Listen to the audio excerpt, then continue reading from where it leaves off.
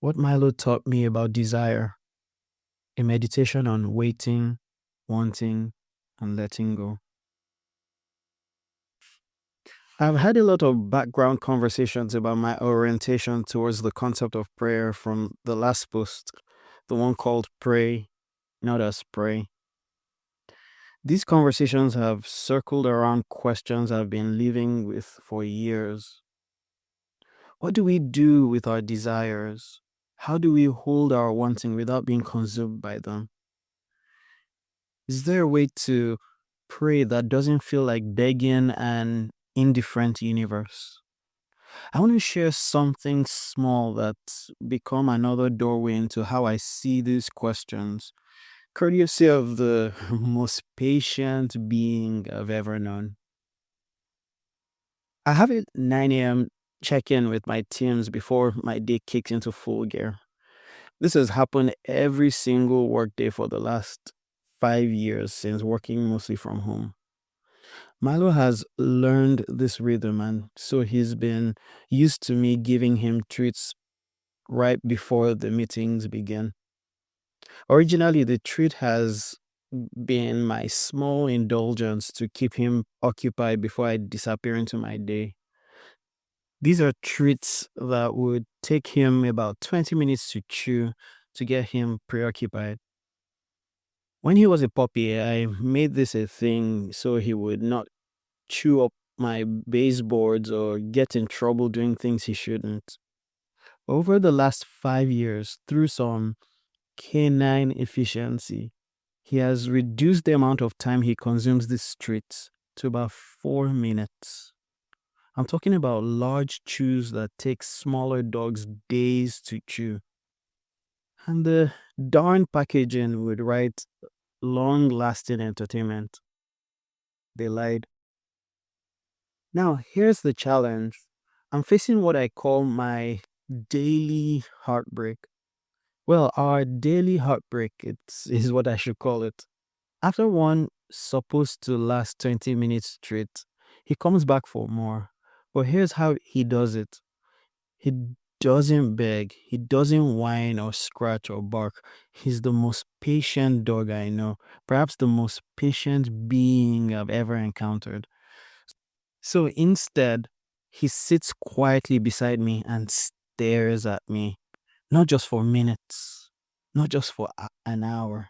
He stares at me for hours on end, hours daily. I tell you, I'm not even joking. At this point, you're probably like, oh, then just give him some more.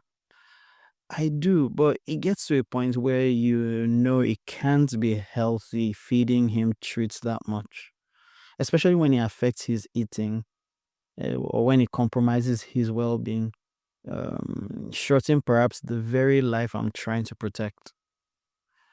So, just waiting with an unwavering focus that would put some meditators to shame. His eyes track my every movement, his body remaining still, poised, and hopeful.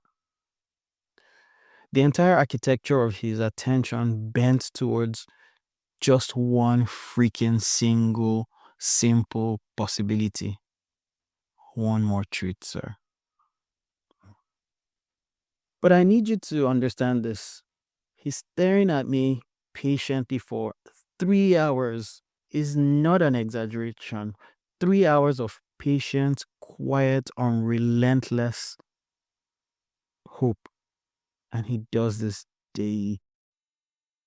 Now, seeing him do this day after day, I'm often so moved to something beyond pity, more like grief mixed with helplessness, mixed with a strange aching recognition of my own hopes and longing.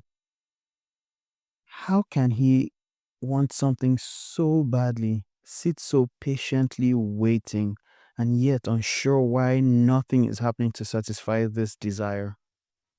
If only he would let go. If only he went to lay down in the patch of sunlight by the window, played with one of the darn toys he's refused to play with, chase the shadows that move across the living room floor. He's suffering through waiting and hoping I will throw him a bone, pun very much intended here, would not be so acute, so prolonged, so utterly consuming. In caring for him, in witnessing his suffering, in realizing there's very little I can do besides either giving him a lot of unhealthy food or withholding what he desires, I find there's no way I don't care for his well being. My refusal is an act of love, even as it looks to him like denial, even as it feels to me like cruelty.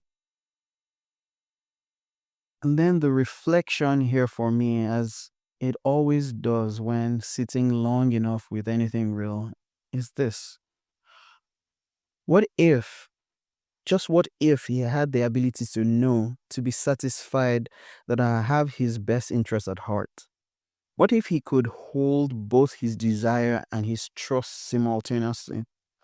Would he not realize that what he currently has is enough and that in the right time he would be rewarded with what is actually good, not just what he thinks he wants? I sit with this question. I turn it over like dough, kneading every corner, turning it around in the mind, turning it over to myself. What if, or what would it be like if I realized that what I have is all I need? Of course, someone may say, well, this is you resigning or diminishing your desires and could be some form of bypassing. But could we look at it a little bit more clearly here? Well, I do have strong desires, desires that sometimes move through me like weather systems, powerful and undeniable. But can I commit them into what I'm calling the well of knowing, trusting that the universe is not dead, not indifferent, but fully alive and responsive to deal with things as they should be? What then is the role of prayer? Since I see it not as a cry to an entity that needs those desires spilled out before taking action, is prayer dead then? The question itself feels almost heretical in our age. But no, I don't think it is. Maybe another way to see prayer is that it could be an invocation of truth to desire. It's not the killing of desire, but the offering of it to something larger, something that can hold both our wanting and our well being in the same hand. Once again, my desires aren't mine. I could not have created a desire. They arise from the field of nothing. It seems to me then, when I remember this, when I really remember it, not just when I think about it, then the ground on which I stand becomes the only stable ground. Not because it's solid under my feet, but because it's true, literally. And in that ground, I'm fully carried. I don't have to carry myself. In that awareness, I'm reminded that nothing needs to be added or removed. Just this, complete. In With open hands, Henry Nouwen writes, a person with hope does not get tangled up with concerns for how his wishes will be fulfilled. So too, his prayer is not directed toward the gift, but towards the one who gives it. His prayer might still contain just as many desires, but ultimately it is not a question of having a wish come true, but of expressing an unlimited faith in the giver of all good things. For the prayer of hope, it is essential that there are no guarantees asked, no conditions posed, and no proofs demanded, only that you expect everything from the other without binding him. Hope is based on the premise that the other gives only what is good. Hope is based on the premise that the other gives only what is good. He continues, hope includes an openness by which you wait for the other to make his promise come true. even though you never know when, where, or how this might happen. Thinking about the ground, I think about the clarity of what the Buddhists would call cosmic interdependence, the understanding that nothing exists independently. It is obvious, isn't it, that all phenomena and all beings are caused to exist by every other phenomena and beings. Or can't we all see it? That our existence as human beings depends on earth, air, water, and all other forms of life, just as our existence depends on and is conditioned by those things. They also are conditioned by our existence. Our longings, our desires, they are part of the miracle of existence. If they are truly emergent in me, then they belong to existence. I call it that. You may call it God. And if that is true, if it is true that what I call my desire belongs to existence, then the words of the writer of the first epistle of John, I think it was chapter 5 and 14, may be pointing to something important. He wrote, if we ask anything according to his will, he hears us, and we know that we have obtained the requests. If we can clearly see that we are not separate from existence, that the many different things, rather, rocks, flowers, car exhausts, Milo, are expressions of us, and we are expressions of them. If we can see that existence is true to itself, we can learn to trust this ground, and that's the hardest part.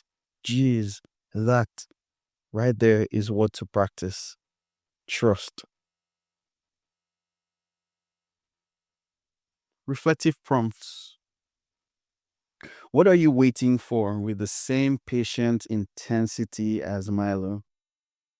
What would it mean to lay down that vigil, even temporarily? Where in life might denial actually be an expression of love, either from yourself to yourself or from something larger toward you? What desires are you holding that might benefit from being offered to the well of knowing rather than carried alone?